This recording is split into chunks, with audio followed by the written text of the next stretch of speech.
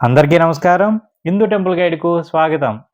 ఇండిగా travels ద్వారా మేము కాశీ, అయోధ్య యాత్రకు వెళ్ళడం జరిగిందండి. ఈ యాత్రలో భాగంగా ఉదయాన్నే మేము ప్రయాగ చేరుకున్నాము. ఈ వీడియోలో నేను మీకు ప్రయాగ ఏ విధంగా చేరుకోవాలి, అదేవిధంగా లోకల్ టెంపుల్ చూడడానికి ఎంత అవుతుంది, ఏమేమి ఉన్నాయి, అదేవిధంగా ప్రత్యేకించి ప్రయాగ వచ్చిన వాళ్ళు ఏ పూజలు చేయించుకోవాలి అన్నది పూర్తిగా వివరించే ప్రయత్నం చేస్తానండి. మీరు మొట్టమొదటిసారిగా మన ఛానల్ చూస్తూ ఉంటే సబ్స్క్రైబ్ చేసుకోండి. ఇంతకు ముందే మీరు సబ్స్క్రైబ్ చేసుకొని ఉంటే గనక ఎప్పటిలానే లైక్ చేసి ప్రోత్సహించండి. ప్రయాగరాజ్ ఉత్తరప్రదేశ్ రాష్ట్రంలో ఉందండి. ఉత్తరప్రదేశ్ రాష్ట్రంలో ఉన్న ప్రధాన నగరాలలో ప్రయాగరాజ్ ఒకటి.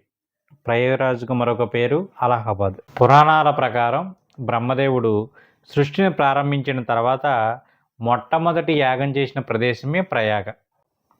ప్రయాగ అంటే నదీ సంగమం అని అర్థం. వాస్తవంగా దీనిని త్రివేణి సంగమం అని కూడా అంటారు. పవిత్ర గంగా, యమున, సరస్వతి నదుల సంగమ ప్రదేశమే ప్రయాగ. అలహాబాద్ గురించి మరొక ఆసక్తికరమైన విషయం ఏంటంటే, ఇక్కడి నుంచే ఏకంగా 7 మంది ప్రధానమంత్రులు అయ్యారండి. వీళ్ళెవరంటే జవహర్లాల్ నెహ్రూ, లాల్ బహదూర్ శాస్త్రి, ఇందిరాగాంధీ, రాజీవ్ గాంధీ, జిఎల్ నందా, విశ్వనాథ్ ప్రతాప్ సింగ్, చంద్రశేఖర్. వీరంతా కూడా అలహాబాద్‌కు సంబంధించిన వారన్నమాట. అలా ఎలా అంటే ఇక్కడ జన్మించడమో, లేదా అలహాబాద్ విశ్వవిద్యాలయంలో చదువుకోవడమో, లేదా అలహాబాద్ నుండి పార్లమెంట్‌కి ఎన్నిక కావడమో జరిగింది. నమస్కారం అండి. ప్రస్తుతానికి నేను త్రివేణి సంగమం దగ్గర ఉన్నానన్నమాట. సో బ్యాక్ సైడ్ మీ అంతా చూడొచ్చు. కనిపిస్తుంది కదా. సో ఇప్పుడు మేము పడవల మీద వెళ్ళి మధ్యలోకి వెళ్ళి స్నానం చేయవలసి అనమాట. గంగా, యమున, సరస్వతి 3 నదులు అక్కడ కలిసే చోట స్నానాలు చేయిస్తారంట వీళ్ళు. ప్రస్తుతం మన వాళ్ళందరూ అక్కడ డబ్బాలు బేరమాడుతున్నారు అక్కడ. ఇంకా చూడండి, వాటర్ తీసుకుని వెళ్ళడానికి డబ్బాలు బేరమాడుతున్నారు అనమాట. సో ఇక్కడ కొంతమంది పడవలు బేరమాడడానికి మా మనోడు వెళ్ళారు. చెప్తే ఏమొద్దు, నూట 50 రానుకుని 300 తీసుకుంటారు. మంచి. మీరు కూడా త్వరగా డబ్బా బేరమాడైతే మనం పడవెక్కి త్రివేణి సంగమంలో స్నానం చేసి వద్దామండి. అక్కడే మీరు నీళ్ళు తీసుకుందరు. కానీ గుర్తుపెట్టుకోండి, చాలామంది ఏంటంటే ఇప్పుడు కాశీ రామేశ్వరం యాత్ర అన్నది మీకు తెలిసే ఉంటుంది కదా. కాశీ గంగను తీసుకుని వెళ్ళి రామేశ్వరంలో స్వామివారికి అభిషేకం చేయాలంటారు. ఇక్కడ నుంచే గంగను తీసుకుని వెళ్తూ ఉంటారండి.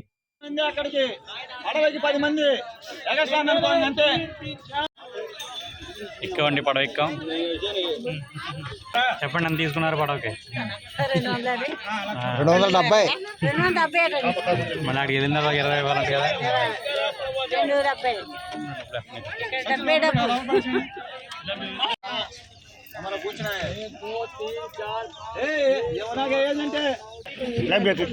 తీసుకో వేసుకోవాలి. బోట్ ఎక్కండి, వస్తుంది. మీరందరూ జర్కిన్ వేసుకోండి, బ్యాగులు జాగ్రత్త పట్టుకోండి. ఈ బోటింగ్ వాళ్ళు ఒక్కొక్కసారి ఒక్కో రేటు చెప్తూ ఉంటారండి. షాపులో చీరలు బేరం అన్నట్టుగా తిరుగుగా బేరం ఆడితే వాళ్ళు తగ్గించి తీసుకుంటారు. ఇక లేదంటే కనుక వాళ్ళ ఇష్టం. మేము లాస్ట్ టైం వెళ్ళినప్పుడైతే 100 రూపాయలకి వెళ్ళొచ్చాం అనమాట. సో ఇప్పుడు ఏకంగా 250 రూపాయలు వదిలి చేశారు. సో మీరు వెళ్ళినప్పుడు కూడా కొంచెం తిరుగుగా ఏం చేస్తారంటే తగ్గించి బేరం ఆడండి, వాళ్ళు కూడా తగ్గించి తీసుకుంటారు. సో ఇక్కడ మనకు గుర్తుపెట్టుకోవాల్సింది ఏంటంటే, మనం వెళ్తూ ఉండగా ఆల్రెడీ వచ్చారు చూడండి, ఈ విధంగా పక్క బోట్ల నుంచి వస్తారనమాట. మీరు ఇవన్నీ నదిలో వేస్తే చక్కగా కొంగలాట వచ్చి తింటాయన్నమాట. చాలా బాగుంటుంది. 10 రూపాయలు ఉంటాయి, ఇచ్చుకోండి, మీరు ఎంజాయ్ చేస్తారు. తర్వాత మనకి దీపాలు తెచ్చిస్తారు. సో దీపాలు వెలిగించవచ్చు మీరు. లోపలికి వెళ్ళిన తర్వాత అంటే మనకి మజ్జిగ తీసుకువెళ్ళిన తర్వాత స్నానాలు ఏ విధంగా చేయిస్తారు ఏంటి, అక్కడ అమౌంట్ ఏ విధంగా తీసుకుంటారు ఏంటి అన్నది నేను మీకు చెప్తాను, మీరు చూద్దురు కానీ. సో ఇప్పుడు చాలా బాగున్నాయి చూడండి, కొంగలు వచ్చేసి ఆల్రెడీ. మీరు కూడా అలా వేసారా ఇంతకుముందు వెళ్ళినప్పుడు? ఫస్ట్ టైం చూస్తున్నారా? ఫస్ట్ టైం చూసేలా ఉంటే కనుక ఈసారి వెళ్ళినప్పుడు తప్పకుండా వేయండి, చాలా బాగుంటుంది. నిజానికి కాశీ యాత్ర అనగానే ఎవరో ముసలోళ్ళు వెళ్తారు, పెద్దగా ఏమి ఉండదు అక్కడ అనుకుంటారు. కానీ చూడండి, ఇక్కడ మేమందరం బోటింగ్ చేస్తున్నాం. మళ్ళీ కాశీ వెళ్ళినప్పుడు కాశీలో కూడా బోటింగ్ ఉంటుంది. అదేవిధంగా అయోధ్య వెళ్తాం, అక్కడ బోటింగ్ ఉంటుంది. ఈ యాత్రలో మేము కోణార్క్ కూడా వెళ్ళొచ్చాం అనమాట. ఆ కోణార్క్‌లో కావాలంటే బీచ్ ఉంటుందక్కడ. సో, ఇక్కడ ఈ చూడడానికి ఆధ్యాత్మిక యాత్రతో పాటు ఈ ప్రదేశాలన్నీ కూడా చక్కగా చూడొచ్చు. మీకు ఎంజాయ్ చేసే మనసుండాలే గానీ చాలా బాగా ఎంజాయ్ చేయొచ్చు. మీకొక ముఖ్యమైన విషయం చెప్పాలండి ఇక్కడ. చాలామంది కాశీ యాత్రను ఏ విధంగా ప్లాన్ చేస్తారంటే, ముందుగా వాళ్ళు ప్రయాగరాజ్ వచ్చేస్తారండి.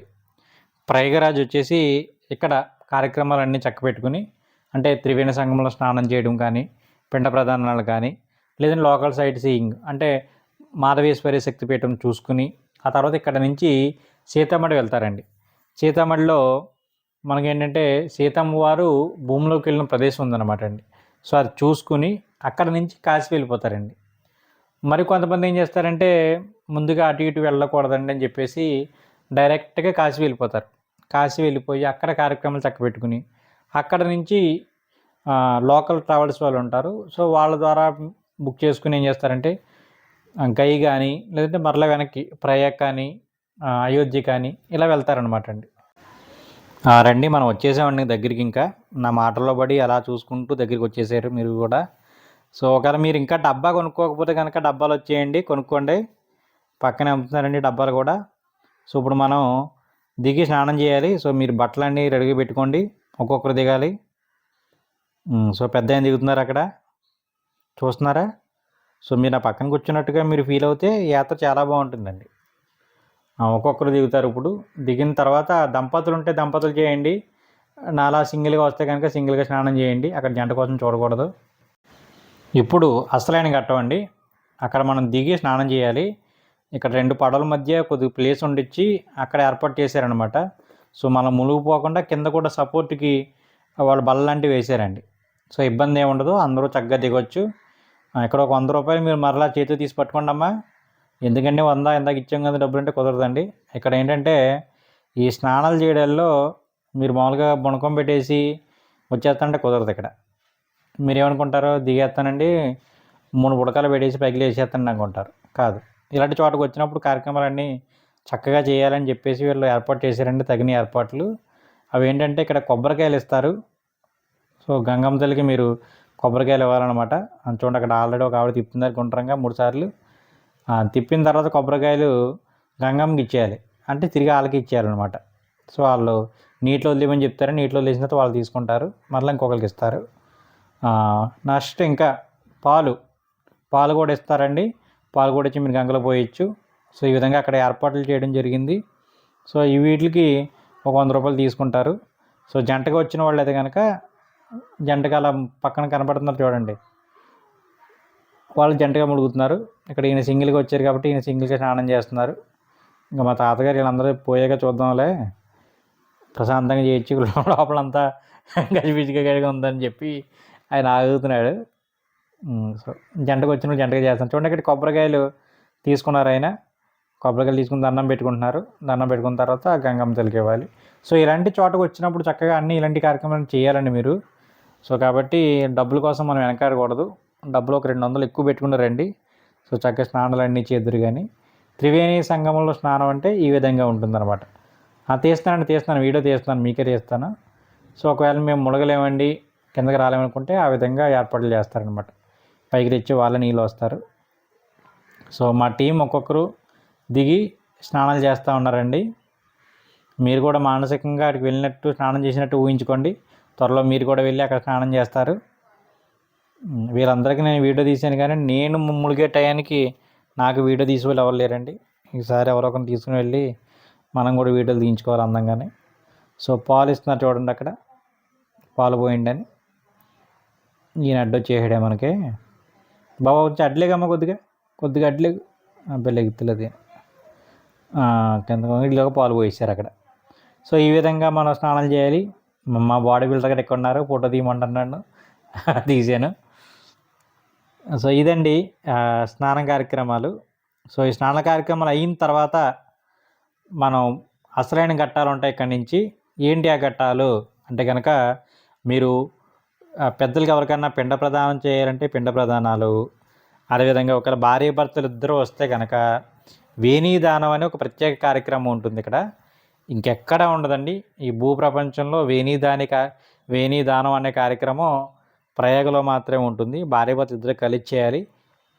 సాధారణంగా పూజలు అనేవి ఒకలాగా ఉంటే ఈ వేణీదానం అన్నది చాలా సరదాగా భార్యాభర్తలు ఇద్దరూ చక్కగా చేసుకునేలాగా ఉంటుందండి. భర్త తొడ మీద భార్యను కూర్చోమంటారు, ఆవిడకి జడేయమంటారు.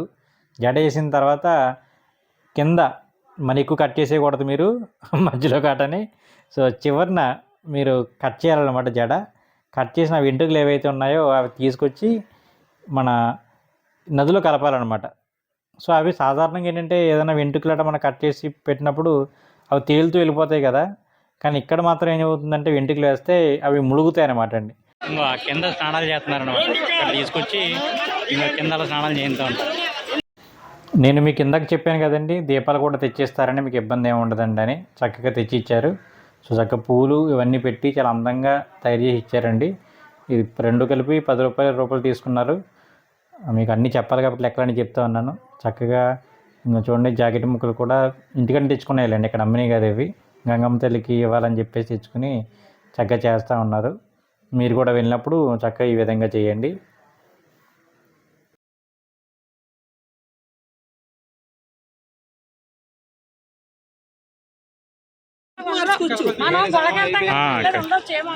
రేపొద్దున రామేశ్వరం వెళ్తారు కదా మీరు, అక్కడి నుంచి ఇసుక తెచ్చుకోవాలి.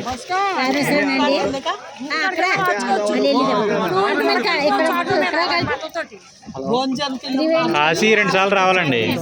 ఫస్ట్ కాశీ రావాలి, ఈ గంగని తీసుకుని వెళ్ళి అక్కడ పూజ, అక్కడ ఇసుక తీసుకొచ్చి మనం ఇక్కడ కలపాలి.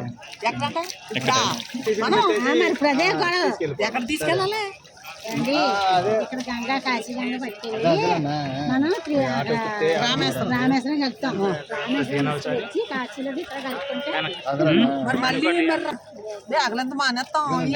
ఊరు చూసేసాం కదా. రెండోసారి ఇంక డైరెక్ట్ కాశీ పక్కల అంతే 3 రోజులు ఉంటాం, వెళ్ళిపోతాం. ఇన్ని చూసేసినప్పుడు ఇంకెందుకు అని వెళ్ళిపోయారు. దారిలో రోడ్లు కాదు కదా, ఎవరు లెక్కలు పడవలు వాళ్ళవి, వర్కలు వాడి, ఎవరు మీడియేటర్ వాడి అడిగి అన్నిటి కొంగలు రావులపాడు దగ్గర రావులపల్లి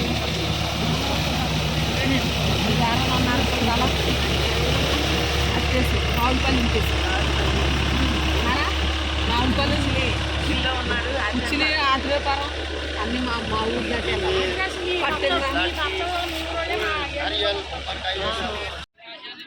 ఇప్పుడే త్రివేణి సంగమంలో స్నానం చేయడం అయిందనమాట. సో బోటు వాళ్ళు ఏకంగా 250 రూపాయలు తీసుకున్నారు. దాంతోపాటు అక్కడికి వెళ్ళిన తర్వాత మనం లోపలికి వెళ్ళి ములుగుతాం కదండి, అక్కడ ప్రత్యేకంగా ఏర్పాట్లు చేశారనమాట. అలా చేయడానికి 20 రూపాయలు. దానితో పాటు అక్కడ కొబ్బరికాయలు ఇస్తున్నారు, పాలు పోస్తున్నారు, దానికి విడిగా ఛార్జీలు అనమాట. సో మొత్తం మీద అటు ఇటు కలిపి 350, 400 వరకు మనసుకి అవ్వడం జరిగిందనమాట. సో మీరు ప్రిపేర్ చేసుకోండి ఆ విధంగా. కాశీ యాత్రలో 3 చోట్ల పిండ ప్రదానాలు చేస్తూ ఉంటారండి వెళ్ళిన వాళ్ళు. 1 కాశీ, 2 గయా, 3 ప్రయాగ. ఈ 3 చోట్ల కూడా పిండ ప్రదానాలు చేస్తూ ఉంటారు. కొంతమంది ఏంటంటే గయలో పెట్టి ఊరుకుంటారు, కొంతమంది కాశీ గయ అలా పెడుతూ ఉంటారు. వెళ్ళాం కదా అని చెప్పేసి 3 చోట్ల పెట్టేవాళ్ళు కొంతమంది ఉంటారు. ఇక ప్రయాగలో అయితే తెలుగు వాళ్ళు ఉన్నారండి. ఇక్కడ మనకు బోటు కూడా కనిపిస్తుంది, మీకు ఇబ్బంది ఏమీ లేదు. డైరెక్ట్గా మీరు రైల్వే స్టేషన్ నుంచి త్రివేణి సంగమం దగ్గరికి వచ్చేస్తే ఇక్కడ తెలుగు వాళ్ళు ఉంటారు. మీరు పంతులు గారితో మాట్లాడి చక్కగా మీరు కార్యక్రమం అయితే చేయించుకోవచ్చు. కార్యక్రమం బాగా చేస్తారండి.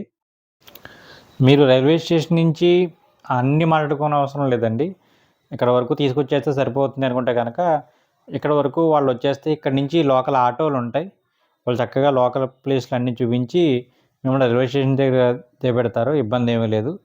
ఇక్కడ మీకు షాంపూలు దొరుకుతున్నాయి, టీ దొరుకుతుంది, వాటర్ బాటిల్ ఉన్నాయి. ఇంకా ఇక్కడ నుంచి వాటర్ పట్టుకెళ్ళడానికి ఇందా చూసాం కదా, మనకి డబ్బాలు ఉన్నాయి. సో ఎటువంటి ఇబ్బంది ఏమి ఉండదండి. ఇక్కడ టవల్స్ కూడా అమ్ముతూ ఉంటారు. వాళ్ళకి తెలుసు కదా ఇక్కడికి వచ్చిన వాళ్ళు ఏమేమి మర్చిపోతారని. సో టవల్స్ కానీ అవి కానీ చక్కగా దొరుకుతాయి, ఇబ్బంది ఏమీ లేదు. ఇక్కడ లోకల్ ప్లేస్లు ఏమేమి ఉన్నాయి ఏంటి అన్నది ఒకసారి చూద్దాం. ఇక్కడ మనకి ఆల్రెడీ పిండ ప్రదానాలు చేసిన వాళ్ళకి పూజ అయిందండి. సో చివరిలో ఉన్నారు వీళ్ళు. ఒకసారి మీరు చివరి ఘట్టాన్ని చూద్దరు. కానీ ఇక చాలా చక్కగా తెలుగులో అన్ని వివరంగా అర్థమయ్యే విధంగా చెప్తారండి, ఏం చేయాలి ఏంటి అని. సో కాబట్టి కొత్త వాళ్ళు నేను మరీ ఎందుకు చెప్తున్నానంటే మాకేం తెలియదండి, ఎప్పుడు ఇలాంటి కార్యక్రమాలు చూడలేదు, వెళ్ళలేదు అనుకున్న వాళ్ళు కూడా చక్కగా వీళ్ళు చెప్తారు కాబట్టి చక్కగా మీరు చేసుకోవచ్చు. సో ఇక్కడ మాకు ఆటోలు రెడీ అయిపోయాయండి లోకల్ ప్లేస్ చూపించడానికి. నదికి దగ్గరలోనే ఇక్కడ హనుమాన్ టెంపుల్ ఉంటుందండి. ఎప్పుడు భక్తులతో రద్దీగానే ఉంటుందన్నమాట. నేను వెళ్ళిన 2-3 సార్లు కూడా ఎప్పుడూ రద్దీగానే ఉంటుంది. అసలు మనకు దర్శనం అవుద్దంటావా అప్పుడు అనిపిస్తుంది.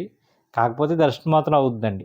టైం మరి ఎక్కువ పట్టదు, ఎందుకంటే దర్శనం చూసుకుంటూ వెళ్ళిపోవడమే కాబట్టి దర్శనానికి ఆలస్యం అవ్వదు. మనకి చూడడానికి మాత్రం ఎక్కువ సమయం పడుతుంది అన్న భావన కలుగుతుంది. ఇక్కడ మరొక విశేషం ఏంటంటే, మన సాధారణంగా హనుమాన్ టెంపుల్ ఏది చూసినా సరే స్వామివారు నిలబడే కదా ఉంటారు, మనకు పెద్ద పెద్ద విగ్రహాలన్నీ ఉంటాయి. ఇక్కడ మాత్రం పడుకొని ఉంటారండి, పడుకున్నట్టుగా ఆ స్వామివారి కింద ఉంటారన్నమాట. సో 20 అడుగుల పైన ఉన్న స్వామివారు ఇక్కడ మీకు ఆల్రెడీ వచ్చాను చూడండి, వెళ్తూ ఉన్నాం మేమందరం. మీరు మమ్మల్ని ఫాలో అవుతూ ఉండాలి, నాతో పాటు నడుస్తూ నేను చెప్పి వింటూ ఉండాలన్నమాట మీరు. ఒకసారి అక్బర్ ఇక్కడున్న స్వామివారిని కదిలించి ఆ ప్లేస్లో వేరేది కట్టాలనుకున్నారంటండి. తన సైనికులు పంపించారంట. సో ఎంత ప్రయత్నించినప్పటికీ కూడా హనుమాన్ వాళ్ళు కదపలేకపోయారంట. ఆ విషయాన్ని వాళ్ళు అక్బర్కి చెప్తే అక్బర్ ఆశ్చర్యపోయి అక్బర్ స్వయంగా వచ్చి స్వామివారిని దర్శనం చేసుకొని తిరిగి స్వామివారికి కొన్ని భూములను కూడా చుట్టుపక్కల ఇవ్వడం జరిగిందంటండి. ఇక్కడ చాలా గొప్పగా చెప్తారు ఆ కథను. మీరు మొదటి నుంచి అబ్జర్వ్ చేసి ఉంటే కనుక చాలా ఖాళీ ప్లేస్లు ఇక్కడ మీకు కనిపిస్తూ ఉంటాయి. సో అందుకనే మహాకుంభమేళాకి ఎటువంటి లోటు లేకుండా ఉత్తరప్రదేశ్ గవర్నమెంటు బోల్డ్ అని ఏర్పాట్లు చేశారనమాట అండి. సో మహాకుంభమేళాకి మీరు వెళ్తున్నారా లేదనేది కామెంట్ చేయండి. నేను మీకు ఇప్పుడు చాలా వేగంగా స్వామివారి దగ్గర తీసుకుని వెళ్తాను. స్వామివారి దర్శనం చేసిన తర్వాత వచ్చే వీడియోలో మనం శక్తిపీఠం చూద్దాము. అదేవిధంగా జవహర్లాల్ నెహ్రూ గారి ఇల్లు అవన్నీ మీకు నేను పరిచయం చేస్తాను, ఏమేమి ఎక్కడున్నాయి ఏంటి అని. ముందుగా మనం స్వామివారి దర్శనం చేసుకుని వచ్చే వీడియోలో మరలా కలుద్దాం. సో కుంభమేళకు సంబంధించిన ఫొటోస్ కూడా మీరు ఇక్కడ చూడవచ్చండి. లోపల ఆంజనేయ స్వామి వారు ఈ విధంగా ఉంటారనమాట.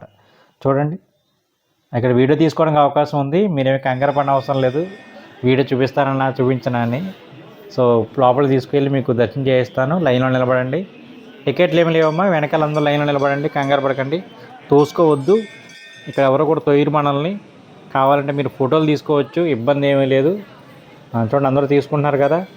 స్వామివారికి అందరూ నమస్కారం చేసుకోండి. జై హనుమాన్, జై జై హనుమాన్ అన్నాలి మీరు.